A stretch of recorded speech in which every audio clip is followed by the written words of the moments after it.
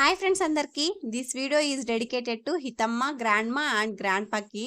ఎందుకంటే ఇది స్పెషల్గా వాళ్ళే చూడాలండి. ఇంకా ఆ టైంకి ఏం అనిపించదు, కానీ ఇలా చూస్తే మాత్రం అంటే కన్నీళ్ళు లాగవన్నమాట. అలా ఏడ్చింది హితి. ఎలా ఏడ్చిందో ఎందుకు ఏడ్చిందో చెప్తాను రండి.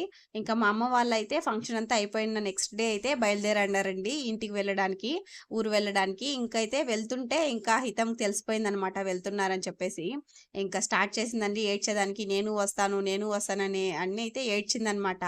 నార్మల్గా ఇలా ఏడిస్తే పంపించేసే వాళ్ళం, కాకపోతే ఈసారి ఎందుకు పంపించలేదంటే హితమ్మకి గుండు కొట్టించాలి కదా, ఇంకా హితం మెయిన్గా ఉండాలండి. ఇంకా ఊరికి పంపించడానికి కుదరదనమాట. కానీ హితమ్మకి ఎంత చెప్పినా అర్థం కాలేదు, అర్థం చేసుకోలేని వయసులేండి. ఇంకా నేను వెళ్తాను అని చెప్పేసి బాగా ఏడ్చిందండి. కానీ మా అమ్మ నాన్న వాళ్ళు వెళ్ళలేక వెళ్ళారనమాట, విడిచిపెట్టేసి అలా. ఇంకా హితం చూస్తున్నారు కదా, చాలా చాలా చాలా ఏడ్చింది వెళ్ళాలని చెప్పేసి.